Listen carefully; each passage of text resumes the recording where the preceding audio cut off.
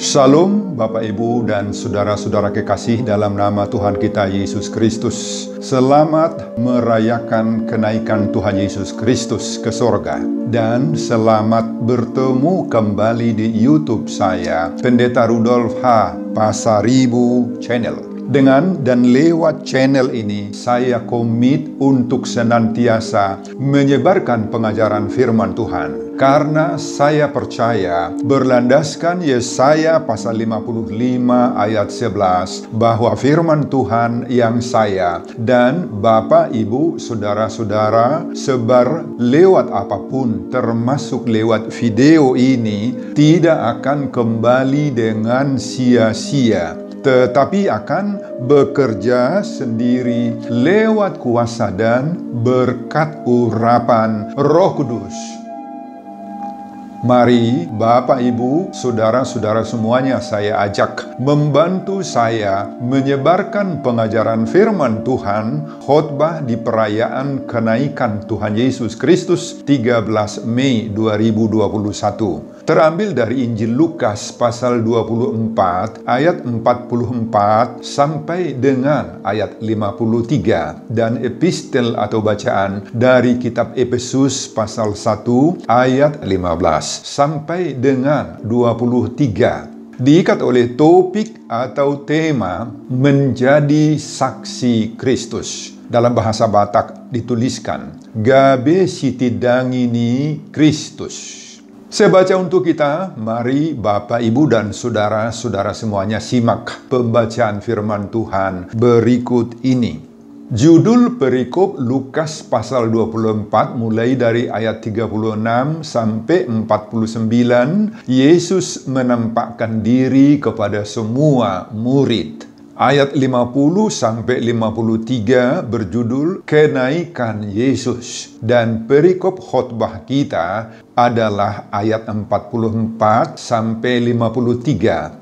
Ia berkata kepada mereka, "Inilah perkataanku yang telah kukatakan kepadamu ketika aku masih bersama-sama dengan kamu, yakni bahwa harus digenapi semua yang ada tertulis tentang aku dalam kitab Taurat Musa dan kitab Nabi-Nabi dan kitab Mazmur." Lalu ia membuka pikiran mereka, sehingga mereka mengerti kitab suci. Katanya kepada mereka, "Ada tertulis demikian, Mesias harus menderita dan bangkit dari antara orang mati pada hari yang ketiga. Dan lagi, dalam namanya berita tentang pertobatan dan pengampunan dosa harus disampaikan kepada segala bangsa, mulai dari Yerusalem. Kamu adalah saksi dari semuanya ini. Dan aku akan mengirim kepadamu apa yang dijanjikan Bapakku. Tetapi kamu harus tinggal di dalam kota ini sampai kamu diperlengkapi dengan kekuasaan dari tempat tinggi." Lalu Yesus membawa mereka keluar kota sampai dekat Betania. Di situ ia mengangkat tangannya dan memberkati mereka. Dan ketika ia sedang memberkati mereka, ia berpisah dari mereka dan terangkat ke sorga. Mereka sujud menyembah kepadanya, lalu mereka pulang ke Yerusalem dengan sangat bersuka cita. Mereka senantiasa berada di dalam bait Allah dan memuliakan Allah. Saudara, khotbah kita di ibadah memperingati kenaikan Tuhan Yesus Kristus ke sorga 13 Mei 2021 mengambil tema atau topik menjadi saksi Kristus. Gabe sitidangini Kristus.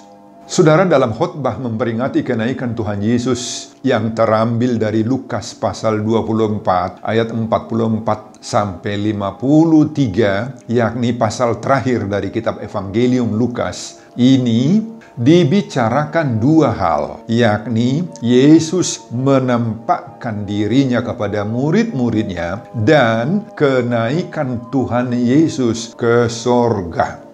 Tentu hal itu bukan kebetulan kalau khotbah di perayaan kenaikan Tuhan Yesus Kristus ke sorga ini ditempatkan di dua topik, karena mau menegaskan bahwa kedua peristiwa itu, penampakan diri Yesus setelah kebangkitan dan kenaikannya, merupakan suatu bagian yang sangat penting dan yang tidak terpisahkan satu dengan yang lain.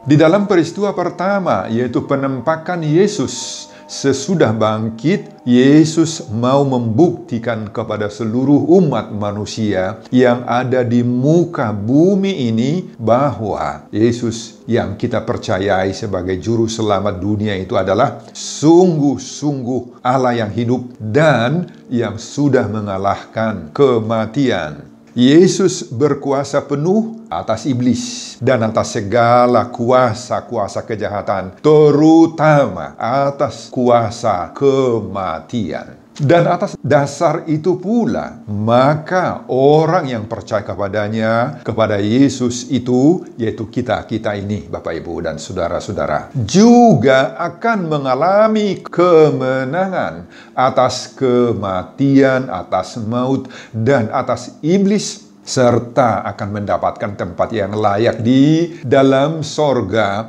Di sana Yesus sedang menunggu kedatangan kita semua, orang-orang percaya kepadanya.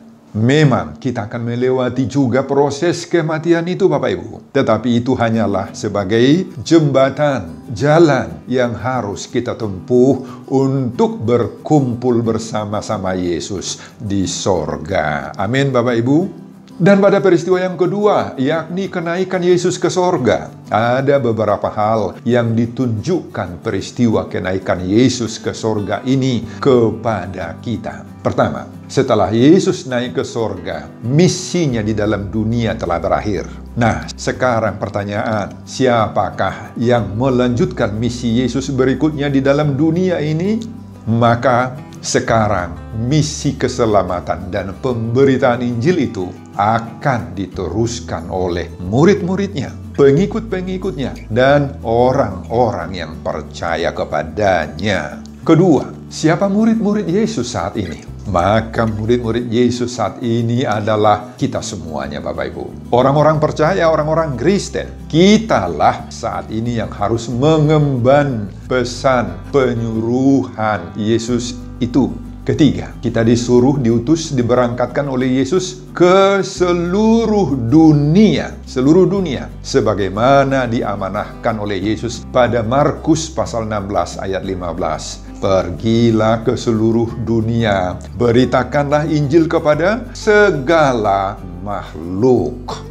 Kata Yunani yang dipakai untuk dunia di sini adalah ton kosmon, yakni di mana orang bisa kita jumpai, kita temukan, dan kita layani. Termasuk teman kita, saudara kita, keluarga kita, kerabat kita, hingga orang-orang lain yang tidak ada hubungannya dengan kita, yang tidak satu aliran, satu agama dengan kita. Tetapi selain kepada manusia, kata ton kosmon itu juga menunjuk kepada yang lebih luas lagi, yakni kita harus mampu berhadapan dengan segala kuasa-kuasa yang ada di dalam alam semesta, di dalam dunia. Mungkin akan berhadapan dengan berbagai-bagai peristiwa alam seperti banjir, angin puting beliung, gempa, bumi, sakit penyakit yang datang dari alam semesta ini, virus-virus, bakteri-bakteri, kuman-kuman, dan lain-lain. Mungkin kita juga akan berhadapan dengan khususnya kuasa-kuasa jahat yang didukung oleh iblis, setan, roh jahat yang bergentayangan. Saudara, inilah ton kosmon yang harus kita hadapi dalam memberitakan Injil.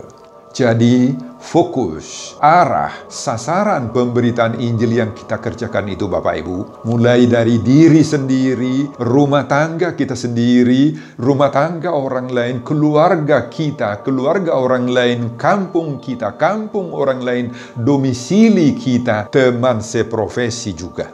Dan yang lebih luas lagi yakni kepada semua ton kosmon. Saudara, Yesus memahami benar bahwa tugas seorang pekabar Injil itu sangat-sangat berat. Tidak mudah Bapak Ibu, riskan sekali, penuh resiko, penuh tantangan. Itu sebabnya sebelum diberangkatkan oleh Yesus, maka murid-muridnya itu dibekali terlebih dahulu, diisi terlebih dahulu, agar jangan konyol, kalah dan gagal.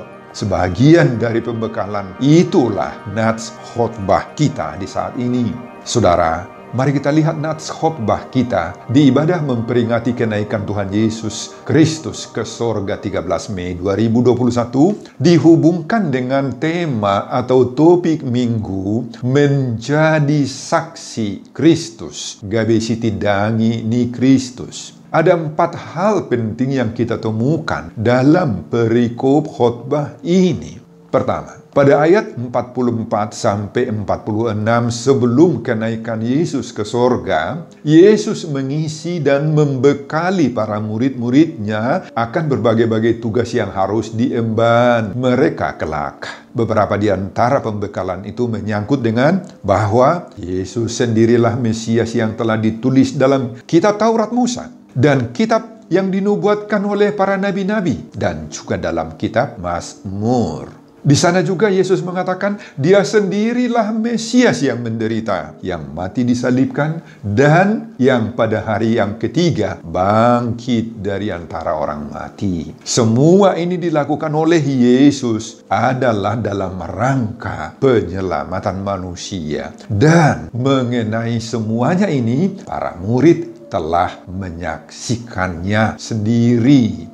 Yang kedua, apa isi khotbah ini? Pada ayat 47, ayat 48, Yesus memberi amanah kepada murid-murid yang telah menyaksikan semuanya itu agar pergi untuk memberitakan berita tentang pertobatan dan pengampunan dosa. Dan ini dilakukan dimulai dari starting pointnya adalah Yerusalem. Dan semua tugas pemberitaan ini harus dilakukan sepenuhnya dengan satu patokan dasar. Di dalam nama Yesus. Di dalam namanya. Kenapa harus di dalam nama Yesus Kristus? Pertama, karena di dalam namanya itulah dan hanya di dalam nama Yesus Kristus itu ada kuasa yang bisa menolong orang-orang percaya untuk menyesali dosa-dosanya dan kemudian mau bertobat. Kedua, karena hanya di dalam namanya, dalam nama Yesus Kristus itu saja, ada pengampunan dosa yang diberikan kepada siapa saja yang mau menyesali dosa-dosanya. Ketiga, karena hanya di dalam nama Yesus, di dalam namanya saja, ada keselamatan yang sempurna. Saudara, dalam Kisah Rasul-Rasul 4 ayat 12, Lukas juga menuliskan hal itu. Dan keselamatan tidak ada di dalam siapapun juga selain di dalam Dia. Sebab di bawah kolong langit ini tidak ada nama lain yang diberikan kepada manusia yang olehnya kita dapat diselamatkan. Paulus juga menuliskan hal itu dalam Roma 10 ayat 13. Sebab barang siapa yang berseru kepada nama Tuhan akan diselamatkan. Isi yang ketiga daripada khotbah ini pada ayat 49. Agar murid-muridnya mampu melaksanakan tugas yang tidak mudah ini, yang berat ini, maka Yesus juga menjanjikan bahwa mereka akan diperlengkapi terlebih dahulu. Apa materi perlengkapan mereka? Disebutkan di sini kekuasaan dari tempat tinggi. Itu adalah pencurahan Roh Kudus. Dan untuk mendapatkan perlengkapan ini ada aturan yang dibuat oleh Yesus. Pertama, mereka tidak boleh langsung pergi dulu. Mereka harus menunggu hari pencurahan Roh Kudus sesuai dengan yang direncanakan oleh Allah. Karena di sanalah mereka akan diperlengkapi. Kedua, selama dalam proses waktu menunggu perlengkapan ini, mereka harus tekun berdoa. Lukas mencatat dalam Kisah Rasul 1 ayat 13-14, naiklah mereka ke ruang atas tempat mereka menumpang. Mereka semua bertekun dengan sehati dalam doa bersama-sama. Isi yang keempat dari khotbah kita, pada ayat 50 sampai ayat 53, ada dua peristiwa yang terjadi sebelum dan saat kenaikan Yesus ke sorga. Peristiwa pertama, Yesus memberkati murid-murid itu. Dan ini sangat penting, Bapak Ibu. Disinilah puncak kekuatan, kemampuan murid-murid itu untuk melaksanakan tugas yang sangat-sangat super berat ini. Tetapi sesuper berat apapun tugas yang akan diemban oleh murid-murid, mereka mempunyai kuasa dan kemampuan untuk melaksanakan tugas-tugas berat mereka itu. Dan yang kedua, Yesus menumpangkan tangan buat mereka. Saudara-saudara, kalau Yesus menumpangkan tangan buat mereka, itu berarti bahwa Yesus mentransfer kepada mereka, kepada orang yang ditumpangkan oleh Yesus tangannya itu, termasuk kita, kuasa, sukacita, dan berbagai-bagai berkat yang sangat-sangat mulia. Bapak, Ibu, dan saudara-saudara, inilah isi dan muatan khotbah kita menurut Lukas pasal 24 ayat 44 sampai dengan ayat 53 ini. Saudara, apa pengajaran berharga dari khotbah memperingati kenaikan Tuhan Yesus Kristus ini dihubungkan dengan topik minggu menjadi saksi Kristus? Gabe sitidang ini Kristus bagi kita. Pertama, kita semua terpanggil menjadi saksi Kristus. Saudara, topik minggu kita di peringatan kenaikan Tuhan Yesus ini mendorong kita agar menjadi saksi Kristus. Gabe sitidang ini Kristus. Menjadi saksi atau sitidangi ini, Bapak, Ibu, dan saudara-saudara, ini merupakan tugas dari semua orang percaya tanpa melihat apakah dia seorang pemangku jabatan pertohonan, apakah dia seorang sintua bibel, fro, diakones, bahkan seorang pendeta. Tidak ditentukan oleh jabatan-jabatan gerejawi untuk menjadi saksi Kristus. Suruhan Yesus dalam Markus 16 ayat 15 yang mengatakan tadi, pergilah ke seluruh dunia, beritakanlah Injil kepada segala makhluk. Ini ditujukan oleh Yesus buat semua pengikut-pengikutnya, kepada semua orang percaya kepadanya, siapapun dia, termasuk kepada pendengar-pendengar khotbah kita di saat ini. Saudara, bagaimana sikap Bapak dan Ibu dan saudara-saudara terhadap panggilan ini, pengutusan ini? Maukah kita melaksanakannya? Mungkin akan ada orang di antara kita yang mengatakan, oh, aku kan tidak mampu. Aku kan tidak tahu memberitakan Injil, menjadi saksi. Itu kan bukan bidang saya, bukan urusan saya. Itu kan tugas pendeta, sintua, dan penerima tahbisan gereja, dan lain-lain. Wah, ada banyak orang yang mengatakan seperti itu, Bapak Ibu. Saudara, disinilah kita dipastikan soal bersaksi ini, Bapak Ibu, bukan hanya sekedar berkhotbah atau berdiri di podium untuk menerangkan firman Tuhan, meskipun itu adalah bagian dari praktek bersaksi. Atau bukan harus pergi ke negeri orang seperti para penginjil-penginjil dari luar negeri yang datang ke negeri kita dahulu. Atau bukan juga harus meninggalkan pekerjaan, meninggalkan keluarga, dan sebagainya. Ada banyak cara dan usaha kita, Bapak Ibu, untuk bersaksi. Mungkin saja lewat kebaikan-kebaikan kita kepada orang lain, kepada sesama pekerja-pekerja di kantor atau di tempat tugas di mana kita berada. Mungkin dengan cara menunjukkan kepedulian kita kepada sesama, atau mau menolong orang semampu kita. Mungkin lewat kemauan kita bekerja sama dalam hal-hal perbaikan keadaan sosial, keadaan ekonomi, atau lewat keteladanan hidup kita, serta berbagai-bagai kebaikan-kebaikan lainnya, Bapak Ibu. Mari kita terapkan pekerjaan bersaksi ini di tengah-tengah kehidupan sehari-hari kita, mulai dari keluarga, dengan kemudian bertetangga, dalam komunitas dan interrelasi sosial yang lebih luas lagi. Amin, Bapak Ibu. Itu pelajaran pertama. Pelajaran kedua, dalam bersaksi, andalkan kuasa Roh Kudus. Pada ayat 49 nats khotbah kita dituliskan di sana, tetapi kamu harus tinggal di dalam kota ini sampai kamu diperlengkapi dengan kekuasaan dari tempat tinggi. Apa artinya itu? Saudara, Yesus belum mengizinkan mereka pergi dari Yerusalem untuk memberitakan Injil sebelum menerima perlengkapan kekuasaan, yaitu pencurahan Roh Kudus. Karena kalau mereka lakukan itu sebelum menerima kuasa dari Roh Kudus, mereka akan pasti gagal. Saudara, disinilah pentingnya kita pahami bahwa hanya dengan kuasa, pendampingan, dan pimpinan Roh Kudus sajalah kita bisa menunaikan tugas pemberitaan Injil ini, menjadi saksi Kristus. Roh Kudus itulah yang memberikan kita kekuasaan. Dalam bahasa Yunani, kekuasaan itu disebut dinamos, dinamis, atau dinamo. Dinamo, saudara, dinamo itulah mesin penggerak, power, pemberi energi, kekuatan dalam suatu kendaraan, mobil, alat-alat berat, pabrik, dan sebagainya. Kuasa inilah yang menggerakkan semua hidup orang percaya untuk bersaksi. Kalau sudah ada dinamo, sudah ada kuasa di dalam hidup rohani kita, sudah ada dinamo rohani kita, sudah berjalan, sudah berputar, sudah beraksi, Bapak Ibu dan saudara-saudara, kita akan mampu menjadi saksi Kristus yang mempunyai power. Saudara, inilah yang harus ditunggu-tunggu dahulu datang, dan ini sudah terrealisasi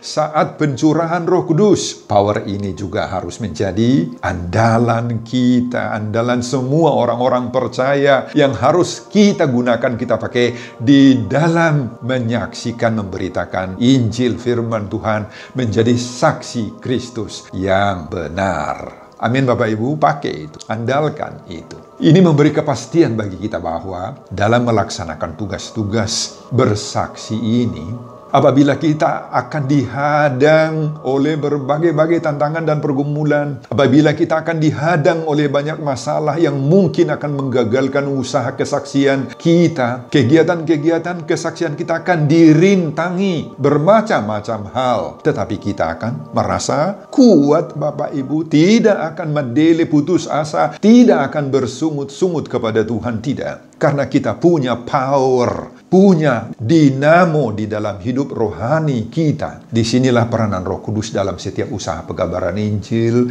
dan kesaksian kita. Kuasa Roh Kudus inilah yang menjadi andalan kita dalam semua tugas-tugas kesaksian ini. Dalam memberitakan dan memberi kesaksian ini, kita tidak boleh mengandalkan diri kita semata-mata, Bapak Ibu. Tidak boleh mengandalkan kepintaran kita semata-mata. Bagaimanapun pintarnya kita berkhotbah, berkata-kata, dan merancang metode-metode pengabaran Injil, meskipun itu sangat-sangat diperlukan, tanpa kuasa dan jaminan Roh Kudus, semua itu akan gagal dan sia-sia, tidak akan berpengaruh apa-apa.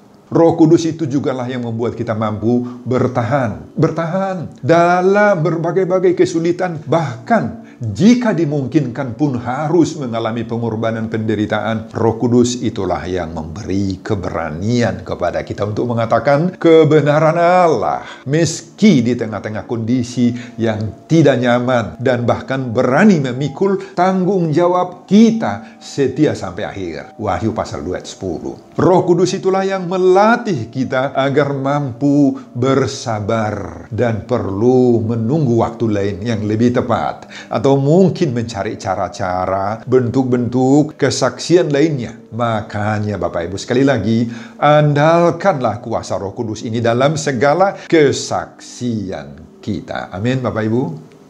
Pengajaran yang ketiga, bersaksi penuh sukacita dan hidup dalam doa ibadah. Setelah Yesus memberkati mereka, Yesus naik ke surga dan seterusnya. Dengan sangat bersukacita tadi, mereka pulang ke kota Yerusalem sambil menunggu pencurahan Roh Kudus. Saudara, selama itu pula mereka senantiasa berada di dalam bait Allah, berdoa, beribadah, dan memuliakan Allah. Ayat 53. Saudara, perpisahan dengan Yesus itu ternyata tidak menyebabkan mereka bersedih, berduka, dan apalagi menjadi putus asa. Sebaliknya justru mereka semakin bersemangat dalam hal-hal rohani. Bagi mereka semua duka dan kesedihan akan bisa membuat mereka lemah dan gagal dalam mengemban tugas penyuruhan Yesus. Makanya mereka menghindarkan itu semuanya. Saudara, ini memberi dorongan bagi kita bahwa untuk mengemban semua tugas-tugas yang diamanahkan oleh Allah, oleh gereja kepada kita. Maka kita perlu kiranya melakukan kedua hal ini. Menjaga diri agar senantiasa bersukacita dan hidup di dalam doa, ibadah, serta memuliakan nama Tuhan. Amin Bapak Ibu, apa artinya? Artinya itu, pertama, dengan bersukacita ini maka kita akan merasa bahwa tugas yang berat sekalipun itu akan dapat kita emban, kita pikul, penuh dengan semangat. Tugas yang kita emban itu tidak akan dianggap sebagai paksaan atau beban yang terlalu berat. Tetapi akan kita laksanakan itu penuh dengan damai sejahtera dan enjoy secara rohani, Bapak. Enjoy secara rohani. Kedua, dengan doa dan ibadah tadi disebut, maka terjadilah komunikasi dan persekutuan yang akrab, baik dengan Tuhan dan sesama jemaat. Di dalam doa dan ibadah itulah kita saling menopang satu dengan lainnya. Dalam doa itulah dihidupkan berbagai-bagai semangat dan pengharapan kita. Mari Bapak, Ibu, dan saudara-saudara, dalam semua kegiatan dan usaha kita menjadi saksi Kristus yang benar-benar kuat, bersemangat, maka kedua unsur ini harus kita pupuk dengan baik, yakni harus ada sukacita dan kita harus hidup dalam doa, ibadah, memuliakan nama Tuhan. Inilah modal utama kita agar menjadi saksi-saksi Kristus yang kuat, yang bersemangat dan berhasil sukses. Dan tentang hakikat dan peranan doa ini telah saya jelaskan ini panjang lebar dalam khotbah di minggu yang lalu, Rogate 9 Mei 2021. Semoga kita semuanya pendengar khotbah ini menjadi saksi-saksi Kristus. Gabe sitidang ini Kristus. Sebagaimana seruan topik perayaan kenaikan Tuhan Yesus ini,